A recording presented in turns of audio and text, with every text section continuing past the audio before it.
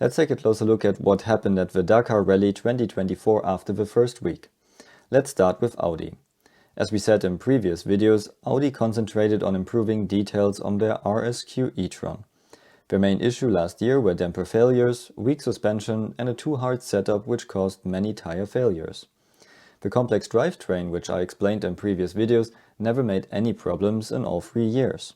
And yes, the car is not a fully electric car. It has a combustion engine, but just the fact that the Audi has a 340-liter fuel tank, while their competitors have 500 liters, shows you the higher efficiency of this drivetrain.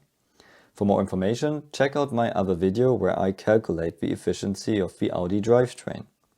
The BF Goodrich tires have reinforced sidewalls this year, so tire failures now happen mostly at the fret and not at the sidewalls like last year. In addition to that, Audi did extensive testing and went back to the area where Stage 2 in 2023 took place. Audi had many tire failures here and they wanted to understand why.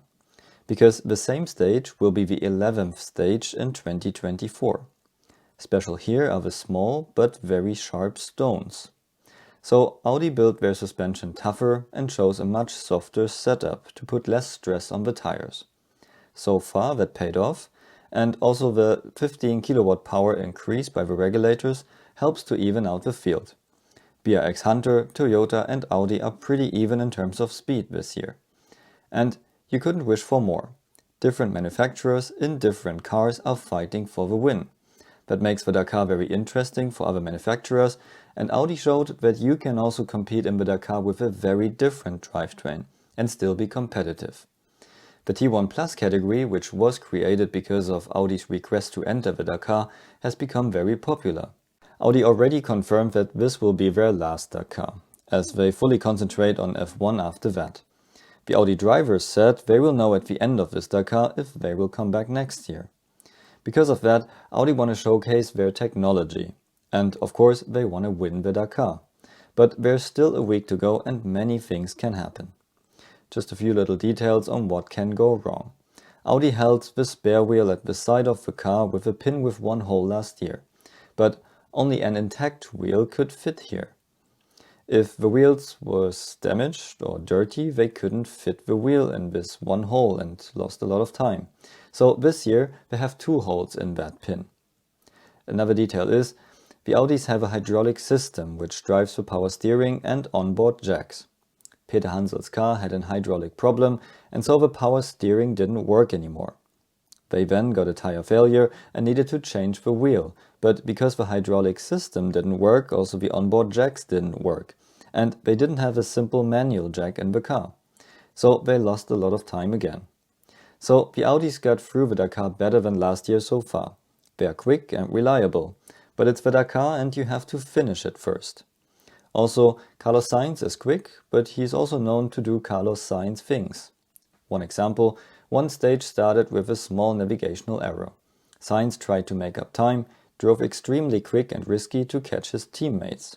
When he reached Ekstrom, he drove in his dust, didn't see a hole, almost rolled the car, and got away with the puncture, which cost time again. And Sainz has always been involved in huge Dakar crashes.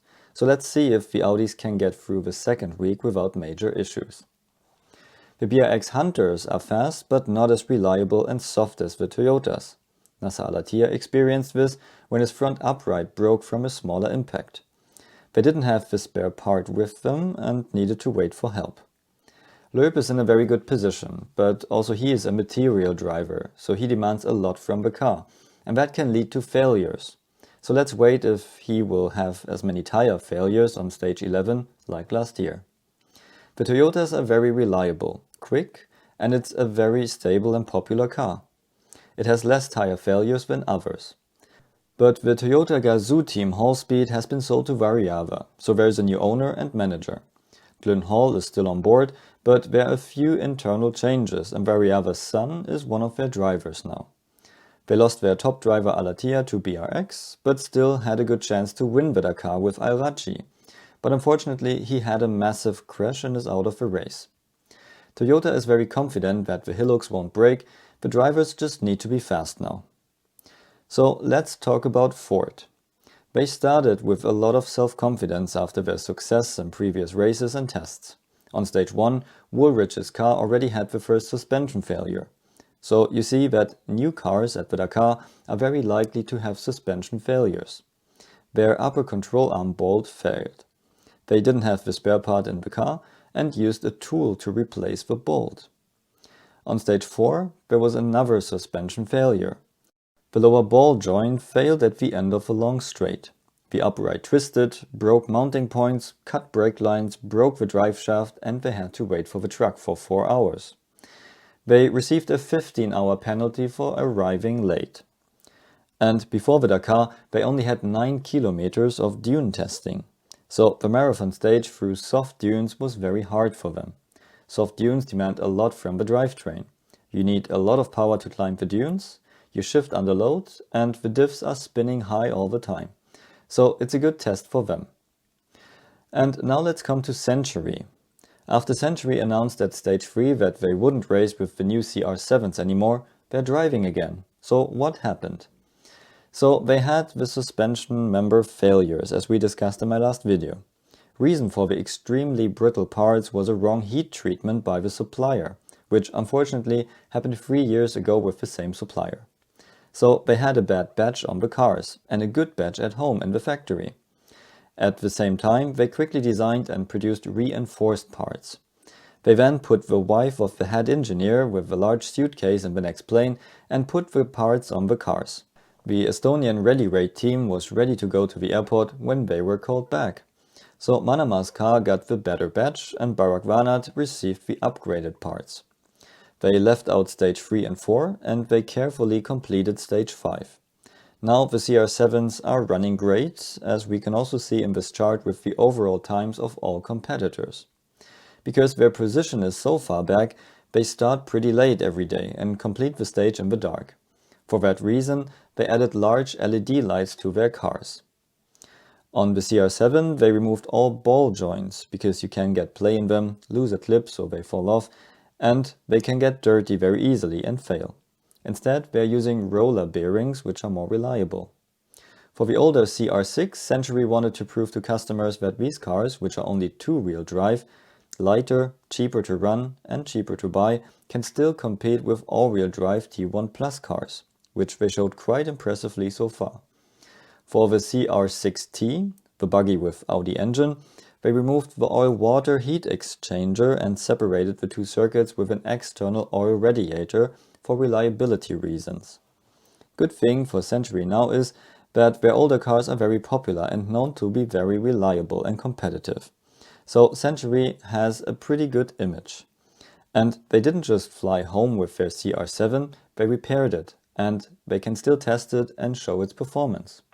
That doesn't go unnoticed in the BWAC, and many top guys already came to Centiry to have a good look at the CR-7. Remember, Audi won't be around next year, so there will be some guys looking for a new car. They might then go back to X-Raid, because they are the same people as the Audi team, as I explained in one of my previous videos. And X-Raid didn't have a good Dakar so far. Zala showed some good performance in the first 5 stages, but had a hard hit in the dunes in stage 6. He damaged the car and couldn't finish the stage. Holocic had to avoid a bike and crashed into a bigger stone at an earlier stage. At the marathon stage, he crashed into another car. Unfortunately, the cage of the other one was bent and the car is out of the race. So that incident cost lots of time again. And at the end, we should talk about 2 new rising stars. Eric Gotcher was dominating his class and was even between the T1 Plus cars in the overall standings, together with his uncle Michael in the other car. But both cars got inspected during the rest day, and they found a carbon fiber clutch on both, which is illegal, so both were disqualified. But we should remember the name Eric Gottschall for the following years.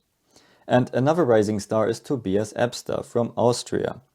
He was successfully competing in motocross until he found interest in rally raid.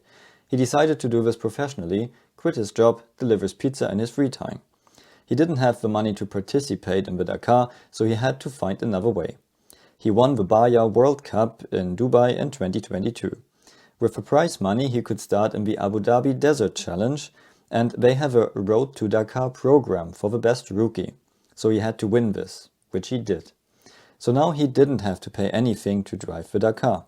Unfortunately, he injured his shoulder in a crash in Morocco in October, but he could recover fast enough for a start at the Dakar 2024. And now, the 19-year-old rookie is not just participating in the original by Motul category, so he's completely on his own without a service team. He's also leading this category by quite some margin, and he is 19th overall at the moment. So definitely another name to remember. So how did you like the Dakar Rally so far? And who do you think will win? Let me know in the comments below and see you at the next video.